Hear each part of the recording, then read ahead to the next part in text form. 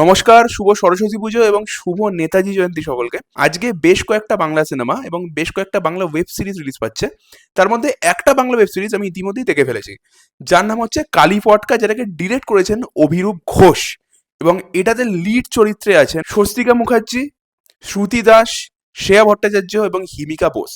এই ওয়েব সিরিজটা কেমন হলো সেটা নিয়ে আমি কথা বলবো, তাহলে চলুন শুরু করি। There are many Bangla web series directors বা মুভি ডিরেক্টরস যারা কাজ করেন ওয়েব সিরিজে, বাট সবার কাজকে বলতে পারেন যে আমরা ভরসা করতে পারি না। কিন্তু সেখানে একজন ডিরেক্টর আছেন যিনি যখনই সিনেমা বানান বা ওয়েব সিরিজ বানান আমরা চোখ বুজে সেটাকে ভরসা করে দেখতে পারি, এবং তার নাম হচ্ছে অভিরূপ ঘোষ। এইবার তিনি এসছেন এই ওয়েব সিরিজটাকে নিয়ে, যার নাম কালী পটকা।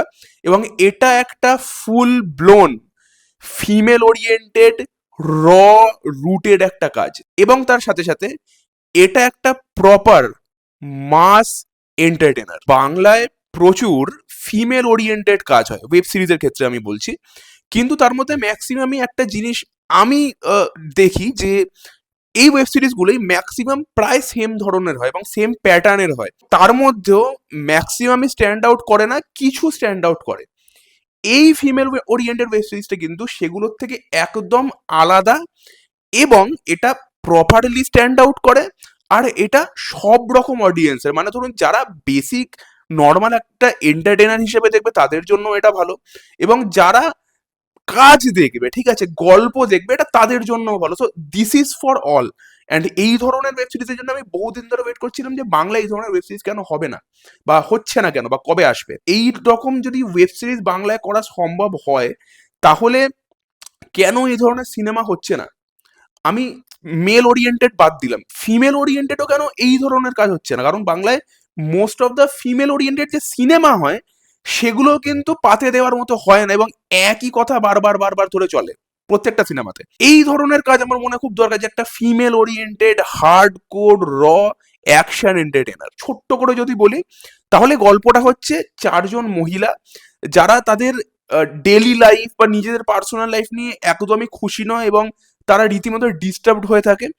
এবং ঘটনাচক্রে তাদের মধ্যে একজন মহিলার সাথে কিছু ট্র্যাজেডি হয়, এবং যেটার মধ্যে বাকি তিনজন মহিলাও ফেঁসে যান, এবং এইভাবে তাদের জীবনটা কিভাবে এগোয়, এবং কিভাবে তাদের লাইফে হার্ডলস আসে, যা যা প্রবলেমস ক্রিয়েট কিভাবে কিভাবে হয়, এবং অ্যাট দি এন্ডে গিয়ে তারা সেই সব থেকে কিভাবে বেরিয়ে আসে, এবং একটা হ্যাপি এন্ডিং কিভাবে হয়। This is the basic story, and সেটাকে নিয়েও দারুণ একটা কাজ হয়েছে এখানে। এবার আমি আসবো এই সিরিজের পজিটিভ এবং নেগেটিভে। সবার আগে এর রাইটিং।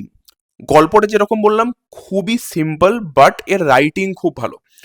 অভিরূপ ঘোষের গল্প, অবভিয়াসলি তিনি ডিরেক্টর। এখানে অ্যাডিশনাল স্ক্রিন প্লে লিখেছে অরিত্র ব্যানার্জি, অর্থাৎ আমাদের অরিত্র জ্ঞানের অরিত্রদা।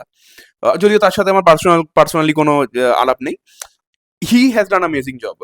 এবং আমি বলবো যে এইখানে তার লাইফের আই থিঙ্ক বেস্ট স্ক্রিন প্লের কাজ তিনি এখানে করেছেন।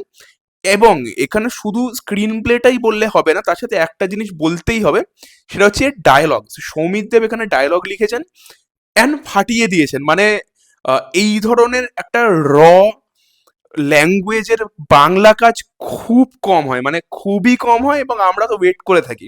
রীতিমতো এরকম ডায়লগস আছে। অনির্বাণ চক্রবর্তী বলছেন যে তোর দুটো পা কেটে ফেলে দেবো, বিচি দিয়ে হাঁটতে হাঁটতে বাড়ি যাবি। এবং খিস্তি তো নর্মাল আছে, মানে ইভেন এখানে প্রত্যেকটা সেন্টেন্সেই প্রায় 4-5টা করে গালাগাল আছে, অ্যান্ড একই রকমের কিন্তু এখানে গালাগাল নেই, যেটা আমার ভালো লেগেছে। যে অভিরূপ ঘোষ কি করে, রুটেড লাইফ জোনটাকে তিনি খুব ভালো মতো স্টাডি করেন এবং তিনি জানেন। সো এখানে এক রকমের বারবার বারবার গালাগালি হচ্ছে, যেটা আমরা ম্যাক্সিমাম ওই গালাগালি ওরিয়েন্টেড বাংলা সিনেমাতে দেখি।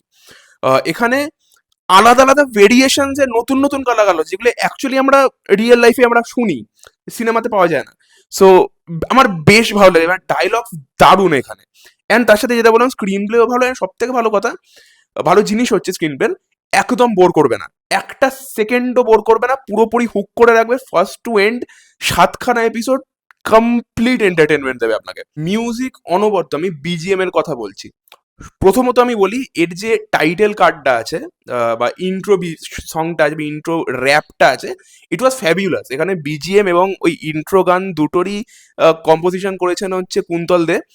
তিনি দারুণ কাজ করেছেন, এবং বিজিএম ফাটাফাটি। এখানে ওই গানটা মানে আমি 7খানা এপিসোড একবার ওই ইন্ট্রোর গানটাকে মিস করিনি। অন্য সিরিজের ক্ষেত্রে কি হয়, আমি জায়গাটাকে আমি ইন্ট্রোটাকে স্কিপ করে দিই। তো এখানে ওটাও বেশ ভালো এবং বিজিএমও চূড়ান্ত ভালো, মানে প্রপার মাস বিজিএম হয়েছে এবং সিনগুলোকে মারাত্মক এলিভেট করেছে। এই সিনেমার সিনেমাটোগ্রাফি, এখানে আমি এরকম বলবো না যে আউট অফ দ্য বক্স কিছু খুবই ইনোভেটিভ সিনেমাটোগ্রাফি হচ্ছে, বাট একটা মাস অ্যাকশন ফিল্ম বা সিরিজে যেরকম সিনেমাটোগ্রাফি দরকার হয় যে বেসিক্যালি ইম্প্যাক্টটা থাকবে, এখানে সেরকম হয়েছে। আর একটা জিনিস বলবো, অ্যাকশন যখন হচ্ছিল, এখানে যারা যারা অ্যাক্ট্রেস আছেন তাদেরকে দেখে বোঝা যাচ্ছিল যে তারা কমফোর্টেবল নয়, কারণ তাদের প্র্যাকটিসটা নেই সেখানে। বাট সেইগুলোকেও না এখানে সিনেমাটোগ্রাফি অনেকটা পুষিয়ে দিয়েছে, মানে লিটারালি কভার আপ করে দিয়েছে। আর সিনেমাটোগ্রাফি অ্যাকচুয়ালি এখানে খুব ভালোভাবে ওয়ার্ক করেছে। পারফরমেন্সেস, 4জন অভিনেত্রী দারুণ কাজ করেছে, মানে একদম মানিয়ে গেছে তাদেরকে, পুরোপুরি মনে হচ্ছিল যে তারা ওখানে থাকেন। এখানে একটা নেগেটিভ পয়েন্ট আমি আউট করবো, বাট ওটা আমি নেগেটিভে করবো, বাট ওভারঅল তাদের পারফরমেন্সেস দারুণ এবং অ্যাকচুয়ালি একটা ওই ইম্প্যাক্টফুল ক্যারেক্টার তারা প্লে করেছেন। তার সাথে অনির্বাণ চক্রবর্তী, অনির্বাণ চক্রবর্তী আমি অনির্বাণ চক্রবর্তীকে বেশ কয়েকটা ভিলেনের ক্যারেক্টারে দেখলাম, বেশ কয়েকটা সিনেমাতে এবং সিরিজে। এইখানে আমার মনে হয় যে একজন ভিলেন হিসেবে তার যে ইম্প্যাক্টটা এখানে সেটা আছে। এখানে সেই জিনিসটা অনেকদিন পরে আমি পেলাম, কারণ ম্যাক্সিমাম তিনি যে ভিলেন প্লে করেন ইট ওয়াজ লাইক ওই ফিল গুড বাংলা ফিল্মের ভিলেন তিনি প্লে করেন, সো প্রায় সেম থাকে প্রত্যেকটা। এইখানে সেই জিনিসটা আছে। অ্যান্ড এখানে ওই ইম্প্যাক্টটা তিনি দিতে পারছেন এবং অ্যাকচুয়ালি একটা ভিলেন সেটা ফিল হয়।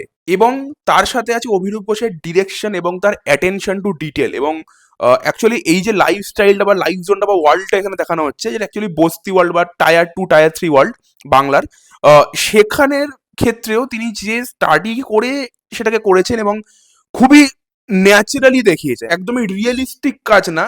এটা একটা মাস এন্টারটেনার আপনাকে মাথায় নিয়ে দেখতে হবে, বাট তার মধ্যে তিনি ওই ওয়ার্ল্ডটাকে যতটা রিয়েলিস্টিক্যালি দেখিয়েছেন বেসিক বেসিক ক্যারেক্টার ডিটেলসে বা অ্যাটেনশন টু ডিটেল দিয়ে, সেটা আমার বেশ ভালো লেগেছে। যেমন ধরুন আহ, অনির্বাণ চক্রবর্তীর একটা ফ্ল্যাশব্যাক, ছোট্ট ফ্ল্যাশব্যাক দেখানো হয় যে তিনি একটা দোকানে যাচ্ছেন, চকলেট চাইছেন, চকলেট থেকে চকলেট দিচ্ছে না। এখানে যে চকলেট দেখানো হয়েছে সেটা হচ্ছে আমাদের ছোটবেলাতেও পাওয়া যেত, ওই 1 টাকার কয়েনের দেখবেন চকলেট পাওয়া যায় ওই গোল্ডেন কালারের, ওইগুলো যেটা আজকের দিনে কিন্তু পাওয়া যায় না। অ্যান্ড ওটা অ্যাকচুয়ালি ওই আমাদের, আমি যে যেখান থেকে অ্যাকচুয়ালি বেস করি, আমি ওই ধরনের একটা জায়গা থেকে বেস করতাম, মানে ছোটবেলাটা আমার ওইরকম জায়গা থেকে কেটেছে।